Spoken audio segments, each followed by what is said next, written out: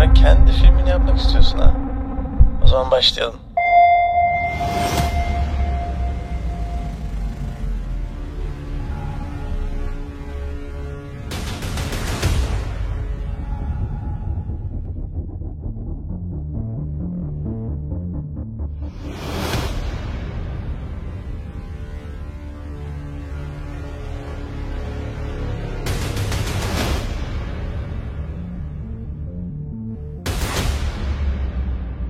Selamlar, nasılsın? Bu önceki gördüğün videoyu aslında böyle film olarak değil de bir Instagram Reels olarak kurguladım. Üzerine böyle çok çalışmadan kısa bir sürede yaptım. Çok önemli ekipmanlara, böyle işte pahalı ekipmanlara falan hiçbir şey gerek yok. Öyle ortalama bir telefon, ortalama bir bilgisayarla gayet yapılabilecek bir şey. Ve bugün herkesle nasıl yapılabileceğini paylaşmak istedim. Ama önce ne işe yarayacak? Hikaye anlatmaya yarayacak. Yani ne hikayesi, çocuk muyuz biz falan diyor olabilirsin. Ama öyle düşünme, çünkü dünyanın en iyi liderleri iyi hikaye anlatıcılarıdır. Daha da önemlisi, medeniyetin ilerlemesini, büyümesini aslında hikaye anlatımına borçluyuz. En iyi şirketler de en iyi hikaye anlatıcılarıdır. Apple reklamlarını, Tesla reklamlarını bir düşünün mesela. Ve beni burada asıl heyecanlandıran şey, bu kadar düşük bütçelerle çok etkileyici hikayeler anlatabiliyoruz artık. Ve bunlarla sonsuz içerikler üretebiliriz. Zaten muhtemelen internet de yapay zeka gibi hayatımızın bir parçası olacak. Zaten olmaya başladı bile. Yapay zekanın Şimdi her filmin, her içeriğin, her content'in, sosyal medyada da dahil bir omurgası var aslında. Bu omurga üzerine hepsi kuruluyor. Bu da metin yazarlığı. İyi bir hikaye olmadan en iyi görseller bile pek bir etki yaratmaz aslında. Bu yüzden ilk yapmamız gereken şey aklımızdaki fikri hikayeye dökmek. Yani bir senaryo akışı yazmak. Mesela ben kendi örneğimde zombilerle savaştığım bir senaryo hayal etmiştim. Ama yeterince iyi bir metin yazarı olmayabilirim. Bu yüzden ChatGPT'yi kullandım. Burada ChatGPT'yi iyi kullanmak aşırı önemli. ChatGPT içi bilgi dolu ama ne yapacağını bilmeyen bir akıl gibi düşünebiliriz. Ona bir çerçeve sunmak gerekiyor ve buna prompting deniyor. Şimdi bugün kurgulamak istediğimiz o film, o içerik için prompt ne olabilir? Aşağıya da paylaşacağım bu arada, direkt kullanabilirsiniz. Bir film ya da hikaye metin yazarı gibi davranmanı istiyorum. Sosyal medyada kullanmak üzere kısa bir film yaratmak için yapay zeka araçlarıyla önce 3 adet görsel, sonra 3 adet video üreteceğim. Bunun için konu üzerine, burada konuyu biz istediğimiz konu yapabiliriz. Mesela benim için bu zombilerle kapışmaktı. Senin için işte herhangi aklına ne geliyorsa burada konuyu yerleştirebilirsin promptun içine ve bu promptun çıktısı sana bir senaryo yazacak artık. Konu üzerine 3 adet görsel oluşturma promptu ve 3 adet görseli videoya dönüştürme promptu üret. Video toplam 15 saniye olacak. Her bir görsel 5 saniye olacak şekilde hikaye akışını etkileyici, merak uyandırıcı bir gidişatla sona bağla. Kahraman kendim olacak. Onun yaşadığı zorlukları ve sonuçta ulaştığı çözümü en iyi hikaye anlatıcılığı teknikleriyle ele al. Yazı ve konuşma olmayacak şekilde kurgula. Burada yapmak istediğimiz aslında bu. Görsel oluşturacağız ve videoya dökeceğiz. Şimdi siz de çok duymuşsunuzdur zaten. Yapay zekanın bir sürü görüntü oluşturan modelleri var. Çok opsiyon var yani. Ama bize spesifik olarak kendi görsellerimizi oluşturabilecek bir yapay zeka modeli lazım. Ve bunun için kendi fotoğraflarımızla onu eğitmemiz gerekiyor. Benim en bütçe dostu bulduğum yöntem bununla alakalı Replicate. Replicate bir platform ve bize sanal bilgisayar gücü sağlıyor. Buradan şu anda en önde gelen görüntü üretme modellerinden olan Flux'ı kullanacağız. Tam adı Flux LoRa. Bu kendi görsellerimizle eğitilebilen bir yapay zeka. Ve burada şunun altını çizmek istiyorum. İlla ki sadece benim fotoğraflarım değil, bir gözlük de olabilir, bir araba da olabilir. Her şeyin fotoğraflarıyla eğitilebilen bir model bu. Aramaya Ostris yazdığınızda, aşağı ben linkini de bırakıyorum, FluxDev LoRa Trainer adında bir yapay zeka modelinin içine gidiyorsunuz. Şimdi buradayken FluxDev LoRa Trainer'ın içinde artık burada bize bazı bilgiler sunuyor. Aslında burada yaptığımız bizim temelde kendi fotoğraflarımızla bunu eğiteceğiz ve sonrasında platformun bilgisayar gücünü kullanacağız uzaktan. O da bize bu sağladığı hizmet için belli bir ücret alacak bunun karşılığında.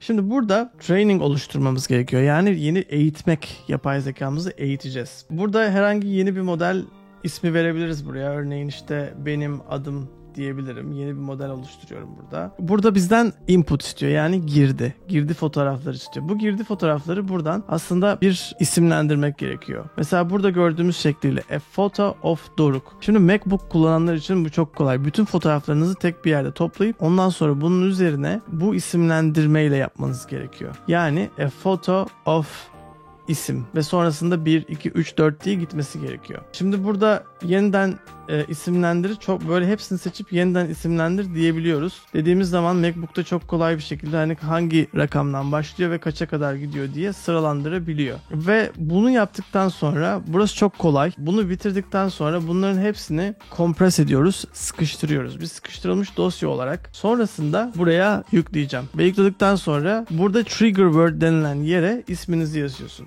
Yani benim için bu Doruk'tu. Çünkü yapay zekaya artık prompt verirken işte Doruk gökdelenin tepesinde New York'ta. Doruk gökyüzünde Superman gibi uçuyor gibi promptları buradan veriyorum. Sonrasında başka bir şey elemek gerekmiyor. Training'i start veriyoruz. Bu training başladıktan sonra yarım saat, 1 saat arası gibi bir süreçte bir süre sonra artık yapay zeka modeliniz sizin için eğitilmiş oluyor. Evet, şimdi bunu yaptıktan sonra mesela şimdilik ben buna Ay'a yolculuk diyebilirim. Bu ismi verdikten sonra bu promptu işte ondan istedikten sonra bana promptları veriyor. İlk başta görseller için promptlar verdi. Sonrasında videolar için verecek. Bu sırada ben de bu promptlardan bir tanesini alıyorum. Ve artık eğittiğimiz arkada model vardı. O modele geliyorum. Benim burada diğer modelim var. Ona geçeceğim. Ve burada Doruk astronot olarak, şimdi Doruk ismini benim söylemem gerekiyor ki burada yapay zeka ben olduğumu bilsin, tanısın. Sonrasında da geri kalan şeylere göre bir çıktı verecek. Bakalım nasıl verecek? Türkçe'de nasıl çalışıyor? Ben ilk defa Türkçe deniyorum. Normalde yapay zekayı İngilizce konuştuğum zaman daha iyi sonuç aldığın söyleniyor genel olarak. Kendi ana dili olduğu için. Ama diğer dillerde de giderek hızlı bir şekilde gelişiyor. Şimdi evet, tanıyamadı galiba. Bunları İngilizce olarak mı istesem yoksa bir prompt daha deneyeyim. Yani Türkçe işe yaramadı, gerçekten enteresan. O zaman bunların hepsini, promptların hepsini diyelim. İngilizce yazar mısın? Kolay olacak. Hatta şöyle de diyebiliriz bu arada, durdurup bunları karakteri Doruk. Şimdi istediğimiz hikayenin içinde ana karakteri Doruk olarak güncelletiyorum ki direkt kopyalayarak yapıştırabilirim ben de. Evet, şimdi Doruk'la başladı. Şimdi ben bunu aldığımda, artık modele verdiğimde, bu da ben de öğrenmiş oldum bu arada. Türkçe çalışmıyor henüz. Buradaki model, Flux modeli öyle görünüyor ki Türkçe çalışmıyor. Bakalım İngilizce'de nasıl bir çıktı verecek. Evet, gördüğünüz gibi. Hoşuma da gitti aslında. Güzel. Evet, Flux'la artık bir hikaye oluşturmak çok daha kolay. Yani inanılmaz bir şey. Benim çok hoşuma gidiyor gerçekten. Şimdi evet, burada görselleri oluşturduktan sonra yapacağımız şeye gelelim asıl. Bu görseli normal bildiğimiz masa üstüne kaydedelim. Bu genelde bir de saçma bir isimle WebP olarak olabiliyor. Bunu JPEG yapalım. Görsel burada. Şimdi bu görseli bu sefer video çözümüne götürüyorum. Şimdi bu sefer burada yapmamız gereken şu: artık görselleri aldık, 3 görseli aldık diye düşünüyorum. Sonrasında video promptların olduğu yerde bu sefer her görselin kendi video promptuna bunları koymam gerekiyor. Ama burada şöyle bir detay var. Video promptları benim Doruk olduğumu, kim olduğumu bilmiyor. Ona göre buraya koymak gerekiyor. Şimdi buraya koyduğumda astronot olarak yazıyorum. Yanlış yazdım muhtemelen. Buraya da hemen bir Doruk görseli ekliyorum. Şimdi bunu sonra alıp başka bir yere de koyacağım. Şimdi burada başladı. Burası Hello AI. Bu aslında MinMax diye geçiyor galiba. Çin şirketi. Henüz tam bir markalaşma yolunda gidiyor gibi. Bir de Runway var. Runway hesabım da burada. Runway'de de şöyle bir şey yapıyorum. Bu fotoğrafı buraya koyuyorum ve yine prompt'u altına koyuyorum aslında. Açıklıyorum nasıl bir çıktı almak istediğimi. Bunu dikey de yapabilirdim ya da yatay da yapabilirim. Bu biraz görsele de bağlı. Burada şimdilik böyle yatay madem gösteriyor, yatay alalım. Evet, şimdi buradan bunun çıktısını böyle alabiliriz. Aynı zamanda Çin'den bahsettiğim çözüm de öyle ama burada gördüğünüz gibi şu anda 10.000'den fazla kişi üretiyor ve sıra var. Bunu da videonun sonuna eklemiş olurum. Nasıl çıktı aldığımıza dair. Buradan evet, çıktıyı aldık şimdi. Gayet güzel. Gayet başarılı. Ve böylelikle 4 kredim kalmış oldu. Bakalım artık yenileyecek miyim? Çünkü ücretsiz ya da çok daha ucuz olanları var. Runway 400 lira 500 lira civarı ayda. Ama sağladığı video, yani ne kadar video yapabiliyoruz içinde diye baktığınızda biraz limitleyici aslında gerçekten. Ama en kalitelilerinden bir tanesi de bu. Diğer sağlayıcılar da gayet güzel. Ama onlar bazen fiziksel olarak bazı yamuk yumuk şeyler çıkartabiliyor.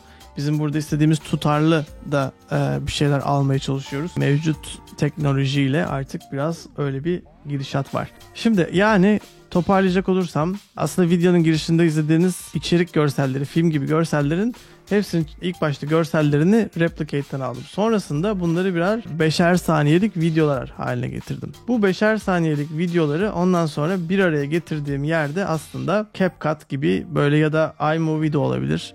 Herhangi bir video oluşturma aracının içine koyduğunuzda, bir araya koyduğunuzda artık üzerine ses eklediğinizde aslında sesle de oynayarak bir şeyler yapabiliyorsunuz. Şimdi bir de aslında bu videoda değinmek istediğim ama atladığım bir şey daha var.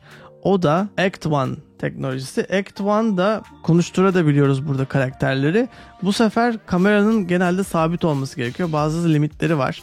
Ama bununla birlikte aslında karakteri konuştururken aynı zamanda ya ben burada ne yapıyorsam karaktere de o görseldeki karaktere de istediğim neyse onu yaptırabiliyorum. Böyle olduğu zaman da aslında işte kendimi bir uzayda bir yerde ya da başka bir yerde bir akışın içinde de sergileyebilirim ki bu da içerik üretiminde epey değişik bir derinlik katabilir, bir perspektif katabilir. Geleceğin temelleri burada. Ne olacak, nasıl gelişecek, sosyal medyada neler olacak? Böyle herkes kendi videosunu kolaylıkla yapabildikten sonra biz ne tarz içerikler göreceğiz sosyal medyada?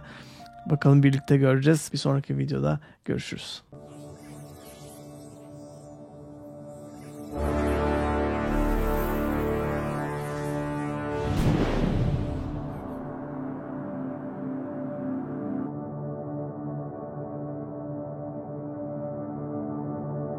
So, how would that feel to make your own movie?